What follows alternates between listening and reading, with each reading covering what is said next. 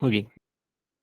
El último día estuvimos hablando sobre el concepto de modelo matemático, ¿se acuerdan? Y las variables principales que vamos a estudiar. Entonces vimos que iban a estudiar las relaciones que tiene la temperatura, la presión y el volumen. Son nuestras variables de estado ahorita principales. Más adelante vamos a ir agregando más variables. ¿Ya? Con estas tenemos suficiente. Y sabemos que tienen un enlace con el punto de vista microscópico que nos da la teoría cinético-molecular. Entonces, del proceso de modelización que estábamos estudiando, vimos que había una realidad que nosotros queríamos tratar de describir o imitar, si lo pueden decir, quieren decir así, que queríamos imitar y que las predicciones que daba el modelo fueran lo más parecido a la realidad. Entonces hoy vamos a ver un poco de esa supuesta realidad que queremos imitar con los modelos que relacionan a estas variables, que sería lo que ocurre con una sustancia. Entonces vamos a hacer una gráfica acá. Voy a hacer una gráfica aprovechando este cuadrado. Y esto es algo que ustedes ya vieron anteriormente. Entonces, ¿qué pasa cuando una sustancia la someten a diferentes condiciones? Sería la pregunta. Entonces vamos a estudiar eso en un diagrama temperatura-volumen, que es como normalmente la literatura termodinámica lo plantea, colocan así. Entonces, normalmente nosotros asignamos al eje vertical la variable dependiente y al eje horizontal independiente, pero en los estudios que se hacen con estas variables lo hacen al revés. ¿No? Vamos a ver más o menos por qué. Entonces, imagínense que ustedes tienen un cubo de hielo, ¿sí? Tenemos que es agua. Aunque el agua tiene un comportamiento extraño, pero voy a dibujar acá. Entonces están a una temperatura baja y a un volumen relativamente pequeño. Entonces tienen ahí un sólido. Vamos a hacer un cubito aquí. Entonces nosotros vamos a ir mediante un proceso reversible, usando la imaginación, subiendo la temperatura de esta sustancia que tenemos aquí. No vamos a decir que es agua porque esa tiene un comportamiento raro. Es una sustancia típica. Entonces, ¿qué pasa normalmente cuando las sustancias aumentan su temperatura? Entonces vimos que una observación típica de eso es que se empiezan a dilatar. Entonces, este cubo se supone crecería en volumen al aumentar la temperatura. Esto que voy a hacer aquí es una exageración, realmente es más vertical la línea. Entonces, aquí estaría creciendo el volumen del sólido. Se encuentra, aumenta el volumen, aumenta la temperatura, una proporcionalidad directa. Pero llega un momento en la realidad en que al aumentarle la temperatura a un sólido, ¿qué pasa? Comienza a derretirse, decimos nosotros, ¿sí? Sería la fusión, ¿sí? Lo que llamamos fusión. Entonces este cubo, diríamos, comienza a sudar, ¿verdad? Comienza a formar un líquido. Entonces cuando tenemos el sólido, digamos, empieza a hacer eso, en termodinámica eso se le llama sólido saturado. Es cuando va a empezar a cambiar a otro estado de agregación o fase. Entonces, término fase en termodinámica se refiere a los estados de agregación. Sí, estado de agregación prácticamente son tres, sólido, líquido y gas, ¿no? Gaseoso. Son los que nosotros conocemos. Bueno, entonces cuando pasa eso, si ustedes comienzan a calentar un sólido, van a ver que en cierto momento, obviamente es un proceso reversible, pero vemos que es un proceso muy lento y en la realidad empieza a derretirse. Entonces, cuando ocurre eso, por allá por el siglo XVIII descubrieron que cuando las sustancias pasan de un estado de agregación a otro y uno les está introduciendo energía, la temperatura se queda estancada. Eso creo que lo estudiaron por ahí en química 4. Mientras se está derritiendo el sólido, ¿sí? Hasta que todo es líquido, la temperatura se estanca, a menos que uno modifique la presión, pero eso es otro asunto. Entonces, todo este diagrama lo estamos haciendo a una presión constante. Vamos a poner aquí presión constante. Entonces, este tramo de línea donde ocurre eso es el cambio de fase hasta que llega un líquido que le vamos a llamar líquido saturado. Esto de acá implica que uno introduzca energía en forma de calor y eso se le va a llamar calor latente. Pero más adelante lo vamos a estudiar a fondo, ¿verdad? Pero esto de acá es lo que presenta la realidad, que hay diferentes estados de agregación. Entonces, los modelos matemáticos que nosotros hagamos se tienen que adaptar a eso, al menos en parte, o tratar de adaptar. Si ustedes siguen calentando el líquido, va a haber también una dilatación con él y tarde o temprano se va a empezar a evaporar. Entonces aquí ya tenemos que meterlo en un recipiente sellado, digamos. Entonces, en ese recipiente vamos a tener el líquido y va a llegar un momento en que se va a empezar a evaporar, entonces forma una primer burbuja, ¿sí? Eso se le llama también líquido saturado, pero líquido saturado hacia el vapor, ¿no? Luego, otra vez vamos a tener un proceso de estos donde se queda estancada la temperatura y todo se vuelve vapor, que sería un vapor saturado. Este otro intervalo donde la temperatura deja de cambiar también es un proceso latente, ¿verdad? Es la ebullición, le llamamos también. Y luego continúa el proceso hasta que el vapor comienza a aumentar de volumen indefinidamente, ¿verdad? Se dilata también. Entonces, todas estas etapas, digamos, lo vimos así en orden, pueden también ocurrir al revés, que yo tome un vapor, lo empiece a enfriar hasta que empieza a formar gotas, ¿verdad? Que se condensa, llega a ser un líquido, luego le bajamos la temperatura, baja su volumen, otra vez se satura, se congela, digamos, se solidifica y así sucesivamente. Entonces, para estudiar este comportamiento, ¿sí? Tenemos que identificar esos estados de agregación, las tres fases. Entonces, ¿se acuerdan que a nivel microscópico, usando el modelo cinético molecular, también hay una interpretación de por qué las fases se forman, porque hay esa distinción de estados tan marcada en las fases? Entonces vemos que, por ejemplo, el sólido se dice que tiene una estructura repetitiva, homogénea. No siempre, porque hay sólidos amorfos, pero la mayoría tiene estructuras cristalinas. Se toma patrones repetitivos, posiblemente debido al contenido energético que tiene. Entonces las moléculas ahí se supone, según nuestros modelos, solo el único movimiento que tienen es de vibración. Solo vibran, no se mueven de su lugar. Menos que una se escape por difusión, pero eso es un caso especial. En los líquidos ya no hay una estructura repetitiva, sino es muy heterogéneo se supone a nivel molecular en su forma de ordenarse, pero las moléculas ya tienen movimiento, que no sea solo vibración, sino ya hay vibración, bueno, también hay rotación y hay traslación, que es la más importante en este caso, traslación, ¿sí? Y los gases, lo mismo, solo que las moléculas están mucho más separadas y se mueven mucho más rápido, ¿verdad? Sí, esa es la diferencia entre estos. Casi que escapan entre ellas, ¿verdad? De estar todas juntas y afectadas aquí. Entonces, las fuerzas intermoleculares son las que tienen que ver con eso, de que era la forma en que se interpretaba. Esa es una interpretación molecular hipotética, es parte de un modelo teórico. Pero eso nos da una pista y corresponde muy bien con la realidad, con lo que observamos en la realidad. Entonces, según las condiciones, así va a aparecer cada fase. Hay otro diagrama que se parece a este, pero maneja otra variable, que es el que conocíamos como diagrama de fases. Este también es un diagrama de fases, solo que está incompleto ahora. Lo vamos a terminar.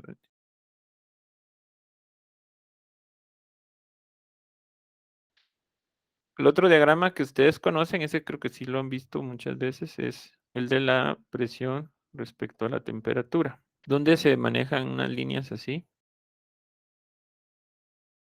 Y hay unos puntos peculiares ahí. Entonces, esta línea divide el plano en tres áreas principales, aunque por acá pueden haber más, y es donde uno puede localizar en qué condiciones una sustancia se puede presentar como sólido, como líquido, como gas. Le llaman diagrama de fases. Entonces, normalmente una sustancia a altas presiones y bajas temperaturas va a estar en fase sólida. Una sustancia a bajas presiones y altas temperaturas va a estar como gas y el intermedio siempre es el líquido. Esa es la forma en que podemos predecir esto. Estos puntos que marqué son puntos importantes que manejan en estos diagramas y aquí está, por ejemplo, el punto triple. ¿Quién me dice por qué se llama punto triple? Porque es el punto en el que se fusiona el estado de sólido, gaseoso y líquido.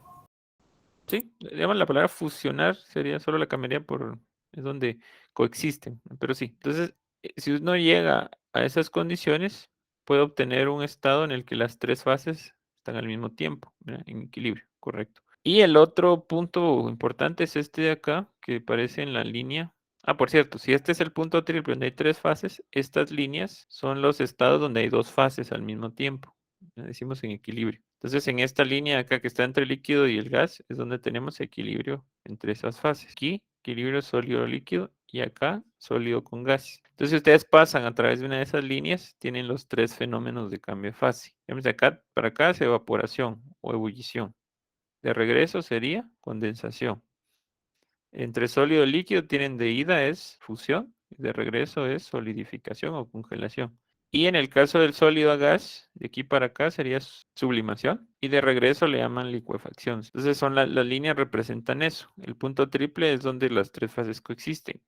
El otro punto que aparece acá, que es muy importante, nos va a servir bastante, se le llama punto crítico. Y lo que nos dice esto es que a partir de ese punto hacia arriba aparece pareciera que es una fase híbrida, que le llaman, voy a poner aquí qué significa eso, fluido supercrítico, que según las descripciones que se dan, es un híbrido entre líquido y vapor. Es como que fuera una tercera fase. Entonces en el punto crítico también hay 3 fases en equilibrio: líquido, gas y el fluido supercrítico. Entonces estos 2 puntos tienen 3 fases al mismo tiempo, solo que aquí aparece una fase extraña, ¿no? Que es el fluido supercrítico. Entonces el fluido. Bueno, entonces este diagrama que hicimos acá está conectado con este, porque aquí nosotros hicimos, si se dan cuenta, pasos de una fase a otra, ¿no? Donde teníamos sólido con líquido, esta línea, y esta justamente corresponden a esta. ¿Qué estábamos haciendo en este diagrama? Aumentando la temperatura, ¿sí? Si nos damos cuenta. Entonces, lo que íbamos haciendo era moviéndonos de izquierda a derecha. Del sólido a presión constante, ¿no? Pasamos a donde está el sólido y el líquido al mismo tiempo, que es este espacio de acá. Luego pasábamos por la fase líquida, que se iba dilatando. Llegamos a este punto donde el líquido y el gas están al mismo tiempo y pasamos para acá. O sea, esta línea que hice acá, en este otro diagrama es esta línea de aquí, ¿no? Forma esas gradas. Porque acá las partes donde están las dos fases al mismo tiempo son intervalos y aquí son puntos, se debe al tipo de variable. Entonces, el volumen, con otras variables que vamos a ver después, se le llaman variables composicionales, porque son afectadas por la composición del sistema. Cuando uno piensa en composición, bueno, no sé si a ustedes se les viene esa idea, generalmente piensa uno en composición química, ya que hubieran varias sustancias ahí, pero no siempre la composición se refiere a eso. También podemos tener una composición física. Entonces, aquí, por ejemplo, en este intervalo entre sólido y líquido, vamos a ver que va a haber una cantidad de sólido y de líquido, como cuando tienen ustedes un vaso de agua con hielo. Entonces, va a haber una cantidad relativa de líquido y de sólido. Sí, esa es una composición también, solo que es una composición física. Entonces, el volumen es afectado por eso. Por eso, eso se debe que el sólido tenga un valor distinto de volumen que el líquido. Normalmente, excepto con el agua, las fases sólida es más densa que la líquida. Entonces, los sólidos ocupan menos volumen. Si tienen la misma masa de los dos, un sólido va a ocupar menos volumen que el líquido. El agua tiene una excepción entre 0 y 4 grados, ¿se acuerdan de eso? Por los puentes de hidrógeno. Pero fuera de eso se cumple ese principio. Entonces, el líquido, el sólido, tiene un volumen distinto al líquido, ¿sí? Y lo mismo pasa entre el líquido y el vapor. Por eso es que estas se vuelven líneas. En cambio, las variables como la temperatura y la presión, esas se llaman, en este criterio, no composicionales. Algo obvio, pero estas no dependen de eso. Por eso es que esta gráfica es así. Entonces, cuando las dos fases están al mismo tiempo, están a la misma presión y temperatura. La presión y la temperatura no es afectada por la composición del sistema. Entonces, si yo dibujo otra vez el diagrama que hice atrás, pero más en general, voy a tener líneas como esta a diferentes presiones. Entonces, esta línea, por ejemplo, como dije que la presión es constante, se va a llamar, es una isóbara, porque ahí todo es a la misma presión, ¿verdad? Todo es isobárico. Entonces, todo lo que ocurre en esta línea es a la misma presión.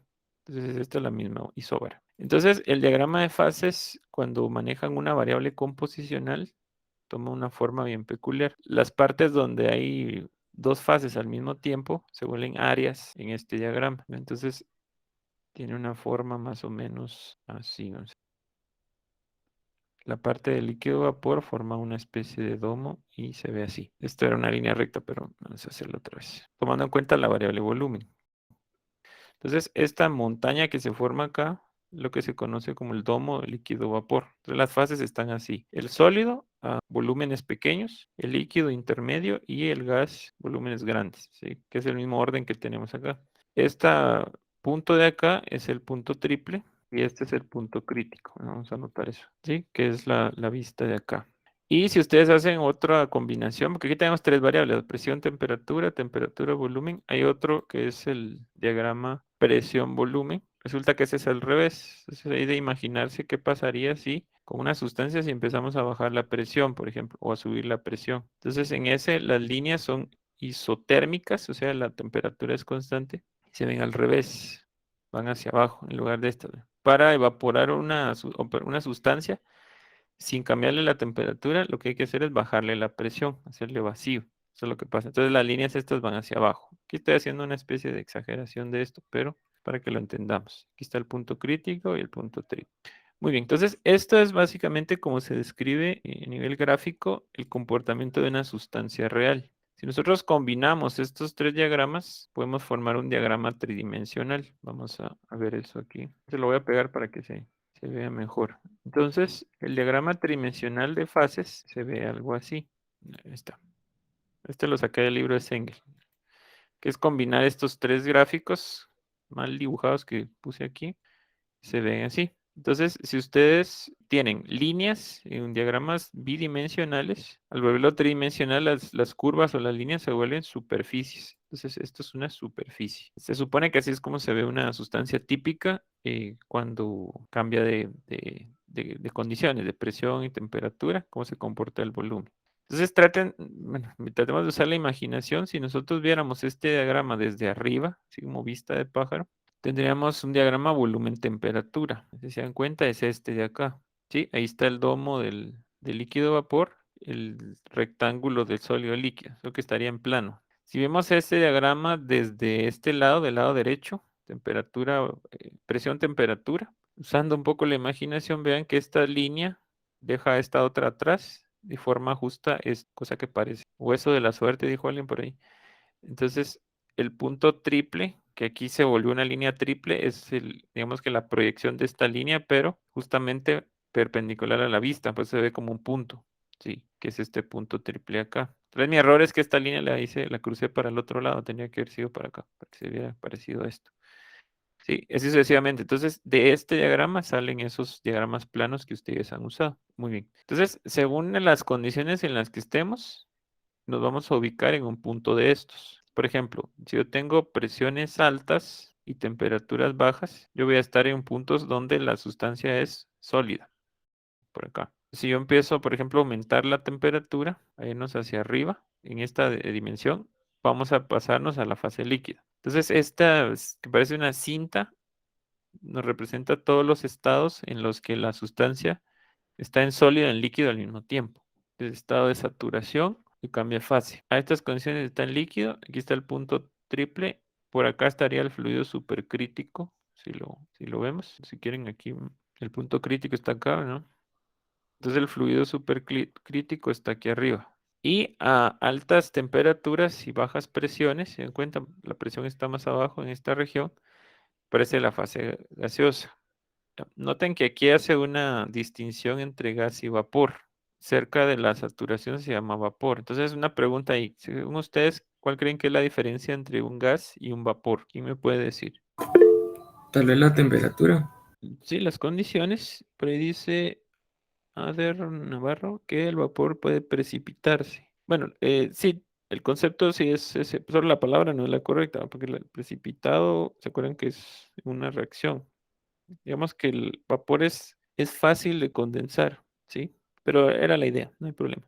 Entonces, al vapor le llaman gas condensable y cuando ya no es vapor, le llaman gases incondensables, aunque eso no es cierto, sí se pueden condensar los que están más para acá, pero es más difícil, eso es lo que pasa. Entonces, un vapor para condensarse, tienen que cambiar o la temperatura o la presión, ya sea enfriándolo o haciéndole vacío, perdón, aumentándole la presión, perdón, comprimiéndolo. Se puede hacer de las dos formas. El gas, cuando deja de ser vapor, o sea, el vapor es un tipo de gas que se condensa fácilmente, ¿sí? El gas que no es vapor, para condensarlo, tienen que cambiar la temperatura y la presión al mismo tiempo. A esto se le llama, un nombre feo, estrangulación. Sí, entonces la única forma de condensar un gas que no es vapor, que le llaman gases incondensables, pero sí se pueden condensar, es mediante un proceso de estrangulación. Y no, aunque suene feo, solo es un cambio de área. Por ejemplo, lo que tienen los refrigeradores. Más adelante vamos a ver eso, ¿no? Que pasa el gas por un tubo que se angosta, pero se llama estrangulación porque es como cuando le cortan el aire a alguien que angostan el tubo, ¿verdad? Lo estrangulan. Cuando pasa por ahí un gas que es incondensable, se evapora en forma líquida. Entonces lo que hacen, por ejemplo, con el gas propano, por eso le llaman GLP. Esto le llaman licuefacción también. ¿Ya? Le dicen gases licuados del petróleo, GLP. Solo un paréntesis por si tienen esa duda, porque dice vapor y aquí gas. Entonces, cuando el gas está cercano a ser líquido, en esta parte, le llamamos vapor, porque para condensarlo solo hay que enfriarlo o subirle la presión, cualquiera de las dos. En cambio, un gas que está aquí, si ustedes lo enfrían nada más, se aleja, digamos, hacia allá, no cambia de presión. Entonces, si lo enfrían, la presión tiende a aumentar a veces. Y si le suben la presión, no, perdón, al revés. Si lo enfrían, la presión tiende a bajar. Y si lo comprimen, la temperatura tiende a subir. Eso es lo que pasa. Entonces, si yo hago un cambio nada más de esos, me alejo de esta región. Para acercarme a esa región tengo que modificar las dos condiciones al mismo tiempo. Esa es la diferencia. Muy bien, entonces toda esta superficie, no piensen en el volumen de la figura, sino en la superficie, mira, la piel, el área superficial, digamos. Representa entonces los estados de un sistema. Entonces, eso es lo que nosotros vamos a tratar de imitar con los modelos termodinámicos, los modelos que vamos a construir para eso. Entonces, vamos a tratar con ecuaciones de encontrar los valores de estos equilibrios. Esa es la idea. Obviamente va a haber un número de desviaciones que vamos a tener. Y siempre hay que tomar en cuenta el comportamiento microscópico de las sustancias. ¿Se acuerdan el concepto de la energía cinética de las partículas, la energía potencial?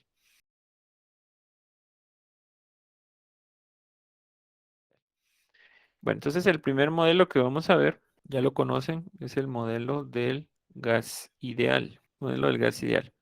Entonces, ¿quién se acuerda del modelo de gas ideal? ¿Qué es un gas ideal? A ver, ¿quién me puede decir? Algo que recuerden de ese modelo, Es la idealización del comportamiento ideal que debería tener un gas, la forma en que debería comportarse. ¿correcto? Bueno, no es que debería, pero sí. Es la forma que debería comportarse si cumpliese, si se cumplieran ciertos requisitos, pero sí.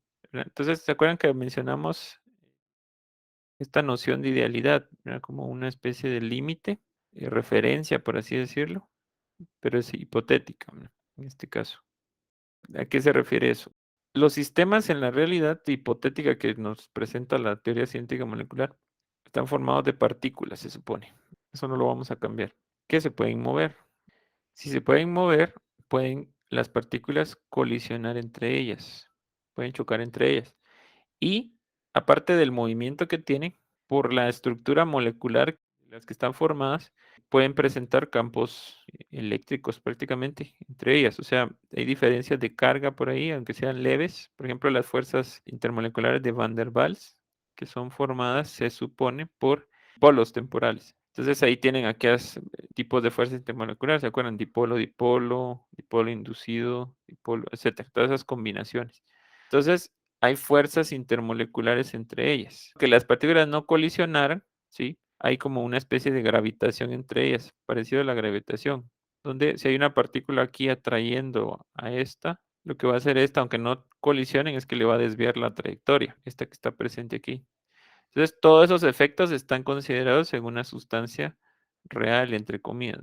Y esos elementos son los que provocan que las sustancias cambien de fase, por ejemplo, o se comporten de cierta manera. Entonces, el gas ideal lo que hace es simplificar a la sustancia, eliminarle sus elementos. Entonces, tiene tres postulados básicamente o supuestos, el gas ideal, que eliminan elementos de una sustancia realista. Primero es que el volumen de las partículas es despreciable. ¿Qué quiere decir? Que entonces el volumen que ocupa cada molécula no lo vamos a tomar en cuenta. Si el volumen es despreciable, se deduce a partir de él el siguiente supuesto. No hay colisiones entre partículas. Como no tienen volumen, no hay forma de que colisionen. Y el tercer postulado, porque aunque sean de volumen despreciable y no colisionaran, existiría este problema de las fuerzas intermoleculares. Entonces, el último postulado es que las fuerzas son nulas o no existen. Esos tres supuestos son los que forman el modelo del gas ideal realmente. Entonces, parten de la teoría cinética molecular general, la que dice que las partículas cumplen con las leyes de la mecánica clásica. O sea, ese postulado ya está implícito aquí porque viene de ahí el gas ideal, pero adicional a eso agrega estas tres. Partículas tienen un volumen despreciable, por eso no hay colisiones entre partículas y las fuerzas intermoleculares no existen en un gas ideal.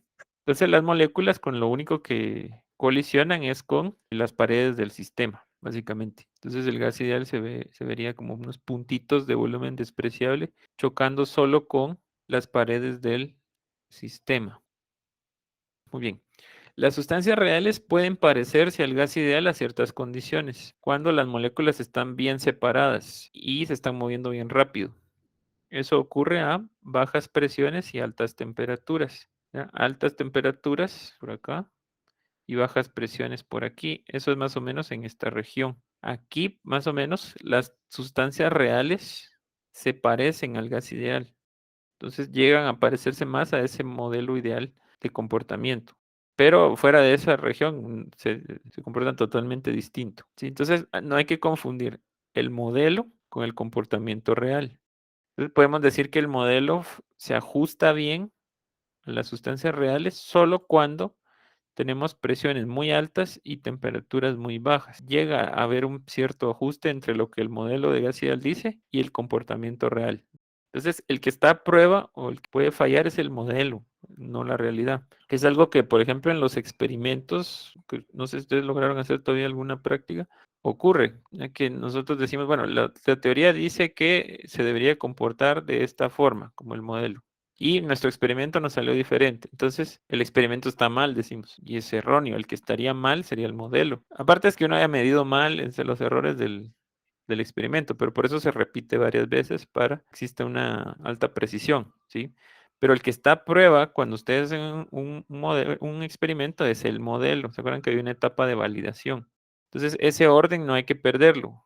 El experimento pone a prueba al modelo, no el modelo al experimento. Eso es algo que tienen que invertir en su pensamiento, porque eso nos hace que nos perdamos en lo que estamos haciendo. Entonces, todo lo empírico experimental es una forma de validar lo teórico, ¿sí? No al revés, lo teórico validar a lo empírico. Entonces, ese sería un error garrafal. Entonces, de ahí es donde podemos decir, bueno, el modelo de gas ideal funciona bien, da buenas predicciones en esta región. Si no da buenas predicciones por acá, no es porque la sustancia esté errónea, sino es el modelo el que está erróneo.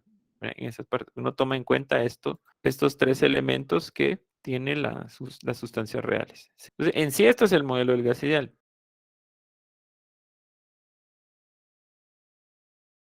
Cuando trasladamos esto a un lenguaje matemático, es que nace esa ecuación que nosotros usamos. Sean por volumen y sobre la NRT. ¿No se acuerdan? Pavo ratón decían por ahí. Entonces, esta ecuación no es en sí el modelo del gas ideal, sino que es el resultado de un proceso deductivo donde tomamos en cuenta estos supuestos más las leyes de la mecánica clásica. Entonces, ¿qué leyes vamos a usar? Eso el próximo día lo vamos a trabajar, pero entonces cada partícula en un gas ideal se dice que cumple las leyes de la mecánica clásica. Entonces está la ley de Newton. La partícula tiene una velocidad que se acuerdan que es un vector, que tiene componentes X, Y y Z, ¿sí? Porque se mueve en tres dimensiones. Tiene una aceleración, que es otro vector, que sale de la derivada de la velocidad respecto del tiempo, ¿se acuerdan? Cuando colisiona con las paredes del sistema, ahí es donde entran las leyes de Newton, colisiona con una fuerza, que también es un vector, que su magnitud es igual a la masa por la aceleración de la partícula. Colisiona con eso, llevando un momento. Le vamos a poner una P, letra de carta, que es masa por velocidad. ¿Sí? Colisiona con un momento. Y la otra ley del Newton que aplica aquí es que cuando la partícula colisiona con la pared del sistema, esa pared le devuelve una fuerza igual y opuesta a la partícula para que se conserve el momento, siempre y cuando el sistema esté aislado. Entonces ahí viene la otra ley. Entonces, a partir de estos principios, 4 características que la mecánica nos da, vamos a llegar a esta ecuación, ¿no? Entonces, vamos a usar un proceso, como vimos el último día, deductivo. Entonces, por deducción vamos a ir combinando estas ecuaciones son realmente proposiciones. ¿Se acuerdan cuando vieron eso? Donde dice la fuerza es la masa por el producto de la masa por la aceleración. Es una proposición, ¿sí? La aceleración es la razón de cambio de la velocidad respecto al tiempo, son proposiciones. Entonces, cuando ustedes las combinan y llegan a otras conclusiones, ¿ven? Que parten de diferentes, a eso se le llama razonamiento, que de dos premisas llegan a una conclusión, ¿sí? Eso es el proceso deductivo formal. Y el razonamiento más sencillo se le llama silogismo, que es el que usaba Aristóteles. Entonces, nosotros cuando combinamos ecuaciones de una forma, sin violar las leyes del álgebra, obviamente, lo que estamos haciendo son silogismos matemáticos, ¿no? Entonces, eso es lo que vamos a hacer el miércoles con estas características que tienen las partículas del gas ideal. Vamos a ir combinando ecuaciones, que son como premisas, llegando a conclusiones, luego esas conclusiones se vuelven premisas de otro razonamiento, así sucesivamente, hasta que vamos a llegar a esto. Ese es el objetivo. ¿Por qué necesitamos hacer eso? Para entender qué es lo que estamos haciendo cuando usemos esta ecuación. Porque es fácil, ¿verdad? Nos dan una ecuación y nos dicen, tome eso, y uno solo dice sí, mete datos, saca una respuesta y uno dice, esa es la respuesta correcta. Pero ¿qué es lo que está haciendo uno cuando usa esa ecuación? Aparte de suponer todo esto, que esto les vamos a llamar axiomas, ¿sí? O también se le puede llamar dogmas, ¿verdad? Porque es un sistema de pensamiento, ¿verdad? Pero suena mejor para muchos axiomas, desde el punto de vista matemático, que son preposiciones que no ponemos en duda, aunque puede ser que no sean ciertas. Obviamente estas no son ciertas, pero sirven para llegar a las conclusiones del razonamiento.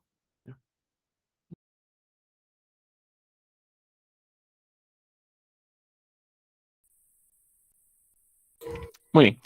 Entonces, el tema que vamos a ver hoy es un poco, pareciera que nos estamos saliendo de la línea, pero es para aprender lo que vamos a ver después. Entonces, vamos a hablar sobre el proceso de modelización matemática. Esa palabra es un poco moderna que se ha introducido en la matemática aplicada y es el proceso con el que se construyen, obviamente, los modelos matemáticos, ¿sí? Entonces, cuando ustedes piensan en el término, la palabra modelo, ¿qué se les viene a la mente? En general, sin el apellido matemático. Quizás como una guía o un camino por seguir. Correcto, muy bien. Pongamos esas palabras ahí. Guía. Podríamos asociar eso, no sé, yo les agregaría referencia, ¿verdad? Que se usa también como sinónimo. Muy bien. ¿Sí? ¿Alguna otra idea de una base, dice? Muy bien. Ajá, esto está asociado con eso. Base. Prototipo. Muy bien. Estándar, dijo alguien ahí, pero son las nociones que ustedes tienen de modelo. Muy bien. ¿Alguna otra idea?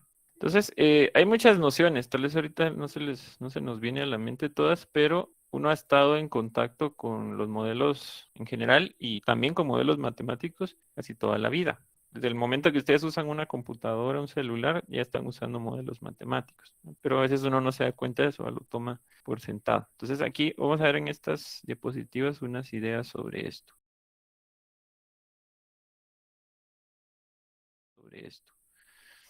Pero entonces, sobre las nociones del concepto de modelo. Entonces, los primeros modelos que uno vio en su vida, pues fueron los que hay que recordar un poco, los que uno vio en su infancia, ¿verdad? Las cosas con las que uno jugaba. Entonces, estos objetos que uno utilizaba, digamos, aparentemente para entretenerse, pero realmente lo que estaban haciendo era, nos estábamos aprendiendo con ellos. Entonces, ahí están las nociones que ustedes dijeron, por ejemplo, los famosos Legos, ¿verdad? Que eran piezas que nos permitían tratar de imitar objetos que nosotros veíamos, ¿verdad? Como un edificio, cualquier cosa. Los vehículos a escala, por ejemplo, que uno usaba, que eran como prototipos de los vehículos reales. O por ejemplo, una casita, ¿verdad? Era el prototipo de un hogar.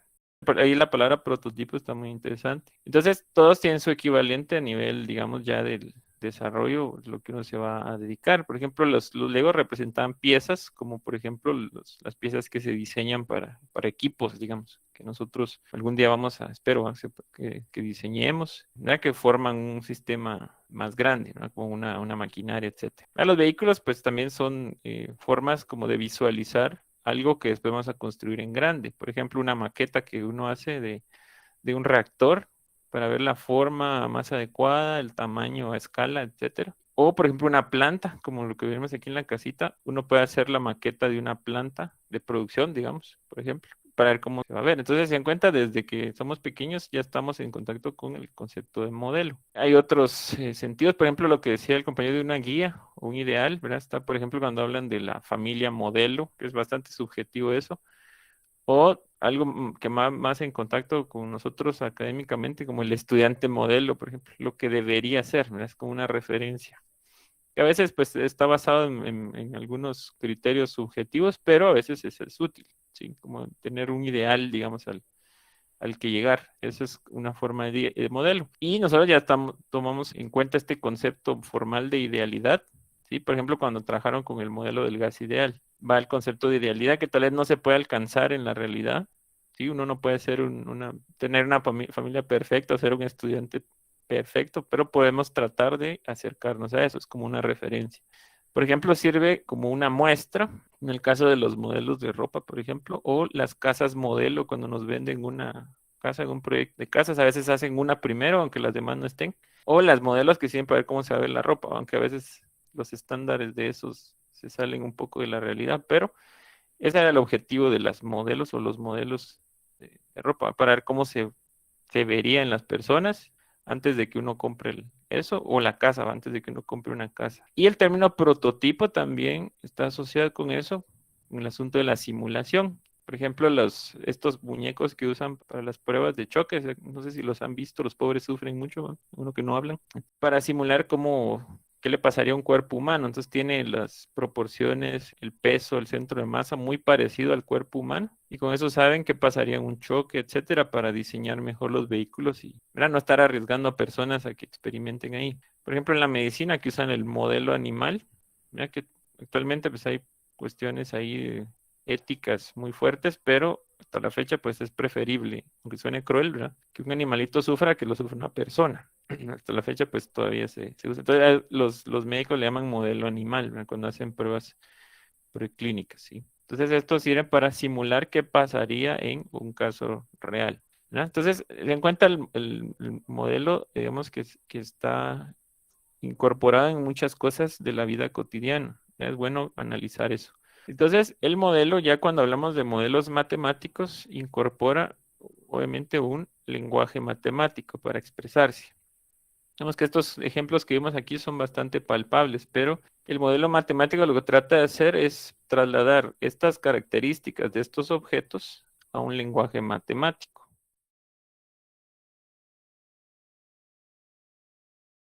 Entonces nosotros sabemos que el lenguaje matemático es el que trabaja con objetos ideales. Viene ahí la palabra. Cuando hablamos de un objeto ideal es algo que no está conectado ni con el tiempo ni con el espacio. Es trascendental a eso. Por ejemplo, ustedes piensan en un triángulo. El concepto de triángulo no cambia con el tiempo, no se degrada como los objetos concretos, no se descompone ni nada. Sigue siendo lo mismo, un triángulo. Pero no lo podemos ubicar en un lugar. Lo que podemos ubicar son cosas que tienen una forma triangular. O sea, hallar similitudes con la naturaleza. Pero en sí el objeto triángulo no tiene una existencia, sino que solo existe en nuestra mente. Ya me puse filosófico. Entonces los objetos matemáticos son así, ¿ya? Entonces vamos a ver rápidamente cómo es el proceso, este ciclo que vamos a ver, para construir un modelo matemático. Y está asociado con las nociones de modelos que ustedes ya tienen. Entonces, siempre todo proceso mental, digamos, en el estudio de algún fenómeno, comienza con un problema, alguna pregunta que nosotros tenemos. En nuestro caso, la pregunta generalmente o el problema va a estar asociado con cómo se comporta una sustancia. Entonces, nosotros siempre vamos a hacer preguntas asociadas al comportamiento de una sustancia. Lo voy a escribir aquí, si me deja esto. Comportamiento de sustancias. Sí, eso es, digamos, de ahí vienen nuestros problemas, ¿verdad? Como qué pasa si caliento un objeto, qué pasa con su volumen, etcétera. Sí, van a haber muchas cosas. De ahí vamos a sacar, digamos, pasando al contexto de la termodinámica y la físico-química. De ahí viene un proceso que se le llama delimitación o sistematización, donde nosotros identificamos elementos de ese problema. Entonces ya vamos a ver conceptos como, por ejemplo, volumen, ¿no?, la presión, desde el punto de vista conceptual, ¿no?, lo que hicimos en la clase anterior con la presión y la temperatura.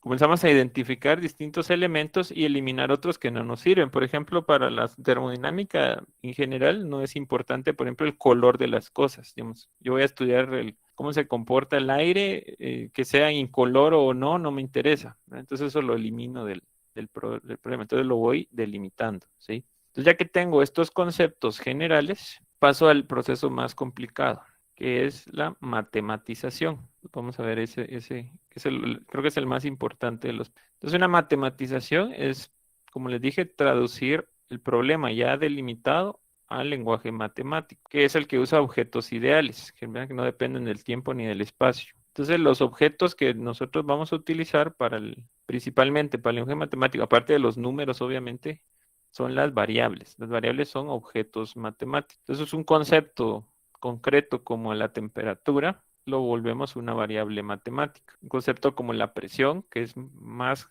que solo un valor, lo volvemos una variable, ¿no? Una variable matemática.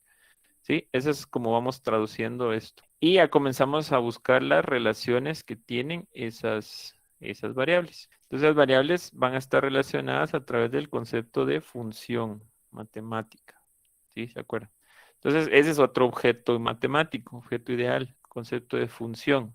Traslada algo en la naturaleza, que es la relación entre fenómenos, digamos, la causalidad, la traduce a una función matemática, ¿verdad? Que es al final se convierte en una ecuación, pero es más que solo eso, ¿sí? Y a partir de eso nosotros ya construimos el modelo. Entonces, para construir esos modelos matemáticos hay hay dos métodos, ¿verdad? Forma teórica, forma empírica o una combinación de las dos. Esto nos va a servir mucho cuando lleguen, por ejemplo, a los laboratorios. No confundir un modelo teórico con un modelo empírico. Eso lo tienen que tener bien claro. La palabra empírico tiene un problema porque le han dado la connotación hasta de insulto, no sé por qué. Que le dicen a alguien, por ejemplo, a un ingeniero que le digan que es empírico, lo toma mal, ¿verdad? Pero realmente no es eso. Ahorita vamos a ver a qué se refiere.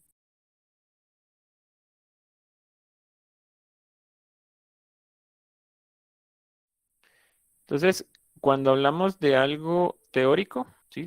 Las teorías se construyen a partir de deducciones, como lo que nosotros vemos aquí en la pizarra, que a veces, no hemos visto, perdón, pero vamos a ver, que vamos a ir sustituyendo ecuaciones, a partir de unas encontramos otras, etcétera. Ese es un tipo de deducción matemática. Hay deducción que no es matemática, obviamente. ¿Verdad? Cuando uno tiene una sospecha de algo a partir de ciertas cosas que ve, ese proceso es un proceso deductivo. Entonces, aquí voy a hablar unos términos que tal vez son un poco confusos, pero lo que hace el método deductivo es que pasa de algo general, de una generalidad, al caso particular. ¿Sí? Entonces, por ejemplo, si yo tengo en química, por ejemplo, tengo una generalidad que dice todas las sustancias a bajas temperaturas se encuentran en fase sólida, por ejemplo, son sólidos, ¿sí? Entonces luego yo lo llevo a lo particular. Entonces quiere decir que si yo le bajo la temperatura al agua, la voy a tener en fase sólida. Entonces lo que pasa es que esa generalidad es muy amplia, no especifico qué temperaturas hay. Entonces puede ser que mi conclusión particular falle. Entonces vengo y digo, bueno, como todas las sustancias a bajas temperaturas son sólidas. Entonces, ¿qué es una baja temperatura? Porque yo puedo decir, bueno, voy a enfriar el aire y se tiene que solidificar. Y después cuando lo experimento resulta que no. Entonces, por deducción, ese es el proceso de deducción. Yo paso de una generalidad a algo particular. Obviamente el proceso puede fallar, ¿ya? Entonces, a esas generalidades que yo tomo a rajatablas, diríamos nosotros, se le llaman axiomas a priori, ¿no? A priori significa, digamos, del latín, significa que es previo a la experiencia. Son cosas que yo tomo en general sin haber experimentado. A eso se le llama método deductivo, ¿no? Yo tomo lo general y lo trato de llevar a los casos particulares. Y lo que yo logro con este caso particular es una predicción hipotética. Entonces yo digo, si yo enfrío el aire, lo voy a solidificar, eso es algo hipotético, no lo he probado. Entonces, con eso nosotros generamos explicaciones teóricas y lo que le llaman modelos deterministas. El caso que vamos a ver es la teoría cinético-molecular, donde yo asumo en general que, por ejemplo, las partículas son objetos que se comportan como según las leyes las leyes de la mecánica clásica. Esa es una generalidad a priori. Entonces, a partir de ello, yo voy a llegar a conclusiones particulares. Por ejemplo, lo que explicamos de la temperatura y la presión, todo eso es teórico. Entonces, los modelos que vamos a ver en esta clase son teóricos, la mayoría. A veces vamos a introducir alguno de otros de este tipo. Entonces, los modelos empíricos son los que parten de la experimentación, al revés, ¿verdad? De lo particular a lo general, inductivo, que es lo que van a hacer, por ejemplo, en un laboratorio. Entonces, hacen una experimentación Primero, por ejemplo, lo que les decía, toman un gas y lo enfrían, entonces se dan cuenta que no se volvió sólido, ¿sí? Entonces ya pueden venir y tratar de generalizar. Obviamente aquí es más difícil formalmente porque un caso nunca representa a todo el universo. Entonces pueden especificar, bueno, el aire al enfriarlo a tal temperatura no se enfría, por ejemplo, una conclusión así bastante simplona. Entonces ya generalizaron un poco apenas para una sustancia, ¿sí? Es al revés. Entonces esto usa axiomas que llaman a posteriori porque es después de la experiencia, ¿sí? Es el famoso método deductivo. Y esas hacen predicciones por inferencia que tienen incertidumbre, obviamente. Lo que hacen aquí cuando hacen un modelo con este método es que encuentran unas ecuaciones que a veces no tienen explicación teórica. Le llaman modelos estocásticos, así que no es necesario que se aprendan eso. Entonces, ahí salen aquí las ecuaciones que ustedes hacen por regresión de datos. Entonces, su experimento les da un montón de datos y en lugar de sacar una explicación teórica directamente, lo que hacen es tratarlos en un programa o estadístico y generar una ecuación, solo que esa ecuación no tiene una forma que yo pueda explicar. Esa es la diferencia con la ecuación teórica. La ecuación teórica nace de una explicación preliminar. La empírica no, solo es una ecuación que permite hacer predicciones. Esa es la diferencia entre los dos. Entonces, el que nosotros vamos a ver, el método que vamos a usar en esta clase, por la connotación que tiene, es el método deductivo para generar explicaciones teóricas, como lo que estamos viendo con las moléculas y todo eso. La diferencia, entonces no todas las ecuaciones son teóricas ni todas las ecuaciones son empíricas. Y hay unas que son mixtas, que tienen una parte teórica y una parte empírica. Cuando a veces lo teórico no logra explicar todo, hay una parte que se deja al aire, digamos, que la estadística lo complete. Entonces, para que notemos la diferencia. Entonces, vamos a ver el método este es el que vamos a usar para construir modelos. Y sí, por ahí van a aparecer unos que son mixtos, ¿sí? Modelos que tienen formas que vienen de lo teórico, pero le agregan elementos empíricos experimentales, pero nosotros lo vamos a sacar de libros, no vamos a hacer experimentos aquí. De libros que tienen tablas de datos que ya otros hicieron los experimentos, obviamente. Entonces, por eso hay que tener cuidado con la palabra teoría, que a veces lo utilizamos como que todo lo que está en los libros es teoría. No, depende cómo fue generado el conocimiento. Porque los libros a veces registran cosas que vienen de experimentos. Eso no es teoría, eso es empiría, ¿sí? Que viene de la experiencia de un ensayo, digamos. Solo que el libro registra unas tablas. Lo que pasa es que los libros nunca le ponen la incertidumbre ni nada de eso que debería estar, ¿verdad? Entonces, esa es una cosa que hay que quitarse de la mente, que todo lo que está en un libro es teoría y lo que no es experimento, ¿sí? Y no es así, ¿verdad? Hay que ver de dónde sale la información de nuestros libros. Entonces, la construcción, vamos a ver que consiste en hacer varios postulados, vamos a ir haciendo deducciones en el caso de la forma teórica, y en la empírica es de tomar datos y tratar de sacar tendencias de ellos. Aquí entra mucho la estadística, ¿no? Entonces eso casi no vamos a ver mucho. En el laboratorio sí lo van a ver más a profundidad la parte empírica. Bueno, luego viene la resolución del modelo, que es cuando ustedes le introducen datos al modelo. Vamos a hacer aquí un dibujo. Entonces vean el modelo como que fuera una caja negra, como lo que cuando nos enseñan que es una computadora, ¿no? Entonces el modelo se puede ver como una caja negra a la que yo le meto datos y él me devuelve predicciones. Entonces, cuando ustedes hacían, por ejemplo, los problemas de física, es el caso más clásico, venían y les decía un cuerpo sale del tal punto y llega al otro, en cuánto tiempo llega, todos esos problemas, esos son resoluciones de modelos teóricos. Las ecuaciones esas de movimiento rectilíneo uniformemente variado o rectilíneo uniforme, etcétera, son modelos teóricos, ¿verdad? Porque hacen un montón de supuestos y asuma que no hay fricción, asuma que no sé qué, todas esas suposiciones son axiomas a priori, mira lo que estábamos viendo. Entonces, cuando ustedes resolvían un problema de eso, lo que estaban haciendo es simplemente ponerle datos a un modelo y sacar una predicción. La dificultad era seleccionar cuál era el modelo o la ecuación correspondiente, la adecuada, ¿verdad? O construirla cuando nos enseñaban un poco mejor eso. ¿Sí? Cuando ustedes hacen datos donde no son puntuales, un valor puntual, sino que empiezan a introducir varios valores, a veces hacen gráficas con ellos. Por ejemplo, que yo tengo una función de y que viene de un modelo, ¿no? Y en función de x, ¿no? Entonces, cuando ustedes tienen una función vamos a poner resolución del modelo, una función de y respecto de x, ¿sí? Y en lugar de poner solo un número en la x, ponen varios, casi que un intervalo de valores. y ven cómo se comporta Y, ¿verdad? Lo que están haciendo ahí es una simulación. Por ejemplo, si quiero ver cómo se comporta la velocidad en función del tiempo, no sé, una cosa así. O lo que vamos a ver nosotros, cómo se comporta el volumen de un sistema en función de la temperatura. Pero en lugar de poner un solo valor, yo pongo varios. Entonces ya estoy haciendo una simulación. A eso se refiere eso. Y por último, en nuestro proceso de modelización está el último paso, que es la validación.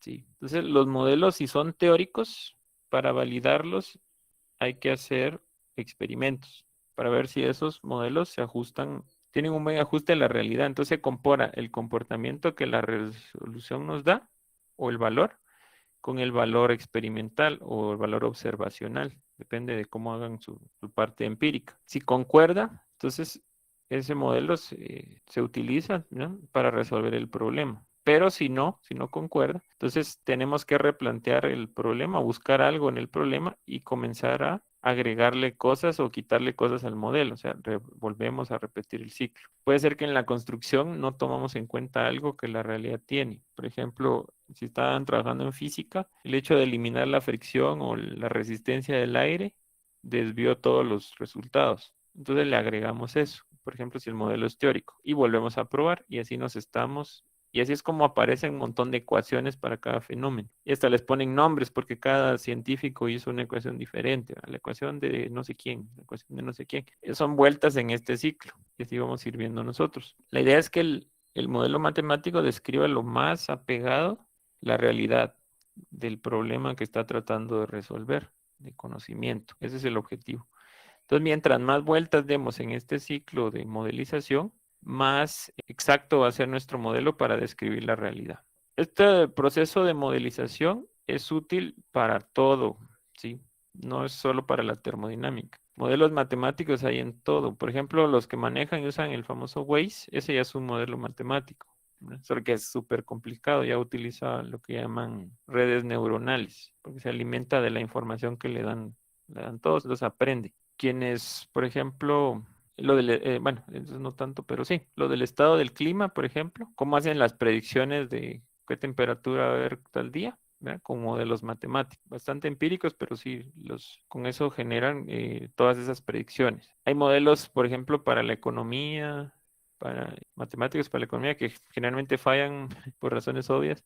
Modelos matemáticos en la ingeniería, por ejemplo, en una planta pueden predecir ustedes cuántas unidades de un producto van a producir según ciertos parámetros. Esas predicciones que hacen, que son muy útiles, vienen de modelos matemáticos. Entonces no crean que los modelos matemáticos solo sirven para esta clase, sino sirven para todo lo que se pueda matematizar, cualquier fenómeno que estudien. Entonces tomen como que la físico-química y termodinámica va a ser un ejemplo de esto. Muy bien, entonces los modelos que nosotros vamos a construir, ¿sí?, termodinámicos, van a tratar de describir el equilibrio de sistemas químicos, digamos, o de sustancias químicas puras, en este caso. Entonces los que vamos a construir nosotros, que son las ecuaciones de estado, las primeras que vamos a ver, ya estamos viendo algunas variables, son las que toman en cuenta el volumen como función de la temperatura y la presión, o estas se pueden intercambiar. O sea, podemos ver, por ejemplo, cómo se comporta la presión al modificar la temperatura y el volumen, o cómo se comporta la temperatura al modificar la presión y el volumen. Cualquier combinación de esas. Sí, es lo que vamos nosotros a estudiar. Entonces ya vimos, por ejemplo, en qué consistía la temperatura y la presión. Y si se dan cuenta, incorporado a lo que estábamos viendo a nivel microscópico, estábamos matematizando esos conceptos, ¿no? Llegamos a estas variables, T y P. Entonces hoy rápidamente vamos a ver solo la última, que es el volumen. Y no hay mayor definición que hacer, ¿no? Volumen es el espacio que ocupa un sistema. Lo medimos en el sistema internacional, lo medimos en metros cúbicos, pero esta unidad es demasiado grande, así como el pascal es demasiado pequeño para lo que nosotros trabajamos relativamente. El metro cúbico es demasiado grande, entonces a veces vamos a usar el decímetro cúbico, que recuerdan que es igual a 1 litro, o a veces el centímetro cúbico, que es igual a 1 mililitro. Las unidades que se utilizan. Y en el sistema inglés está el pie cúbico, la pulgada cúbica o cualquier cosa de eso. Y no hay mayor ciencia. Lo que sí es importante es que para que tengamos un volumen, el sistema debe estar delimitado. Tenemos que definir los límites del sistema. Si no, no podemos calcular un volumen. ¿Sí? ¿Cómo sabemos qué espacio ocupa si no sabemos hasta dónde llega el sistema? Entonces tiene que ser una porción limitada de materia. ¿Sí? ¿Y quién lo limita? Lo que llaman, lo podemos llamar límites o paredes, le llaman en alguna literatura.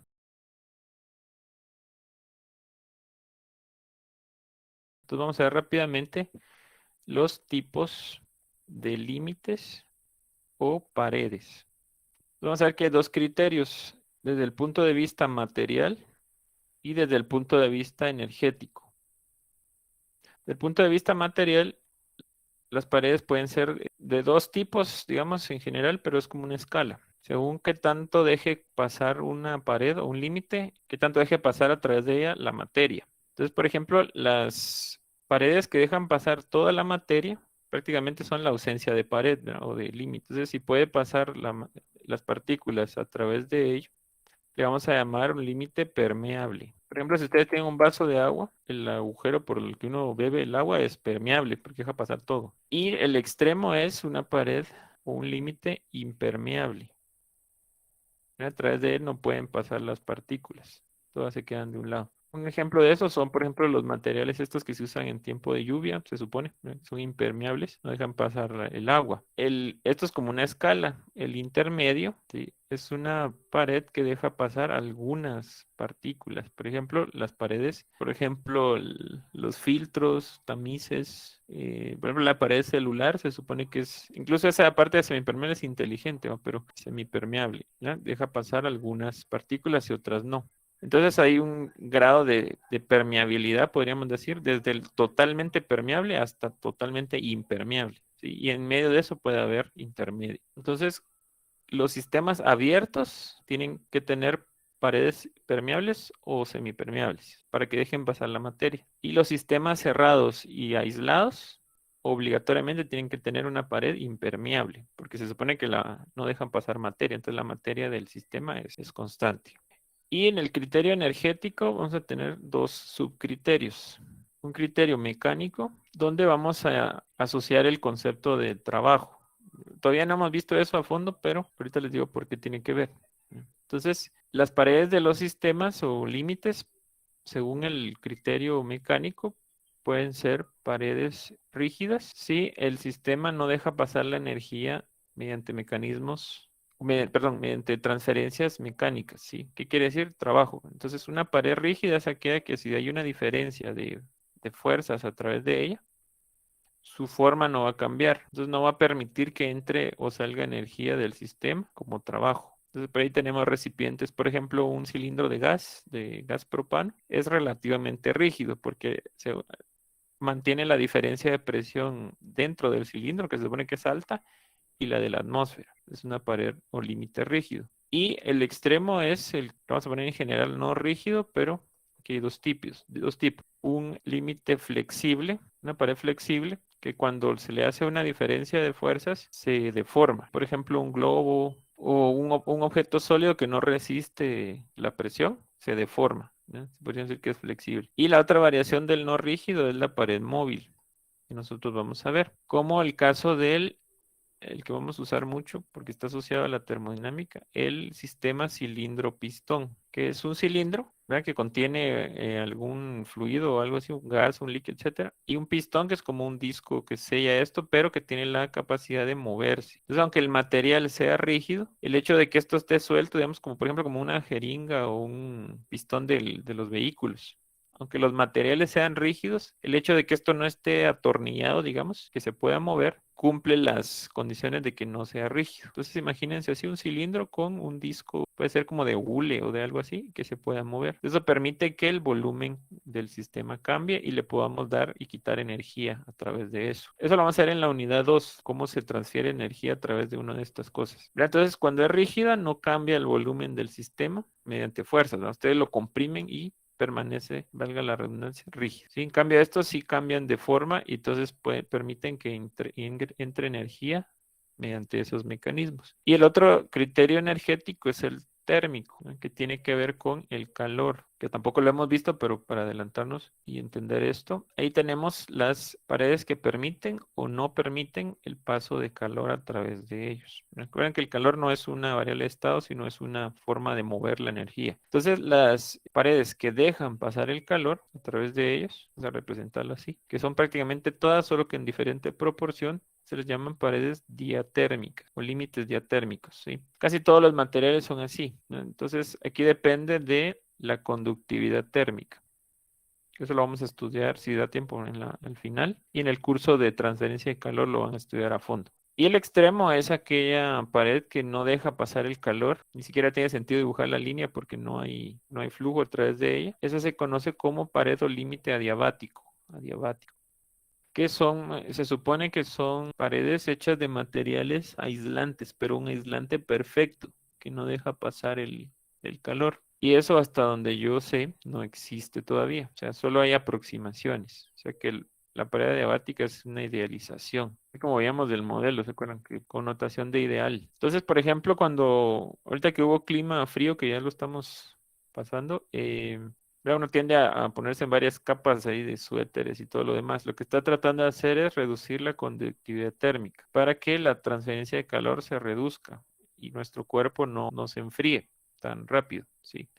Eso es lo que buscamos. Entonces, cuando aumentamos el espesor, digamos, de la pared, el flujo de calor que pasa a través de ella lo reducimos. Y si usamos materiales aislantes que tienen menor conductividad térmica, perdón, es mejor, no necesitamos tanto de espesor. ¿Sí? Entonces, por ejemplo, la lana es un material aislante, el algodón, etc. En cambio, si ustedes quieren que pase el calor, por ejemplo, si van a cocinar, no van a usar un recipiente de un material aislante, sino ahí quieren que el calor pase a través de él. Entonces ahí vamos a preferir los metales, por ejemplo. Sí, mira, como la mayoría de ollas y todo eso están hechas de acero inoxidable o de aluminio, etcétera, para que el calor será transferido y se cocine lo que estamos haciendo más rápido. Entonces depende de la función que queremos, así lo vamos a aislar. Entonces, cuando el aislamiento tiende a ser máximo con materiales aislantes, nos acercamos como un límite de matemática, nos acercamos a lo adiabático, pero nunca vamos a llegar a una pared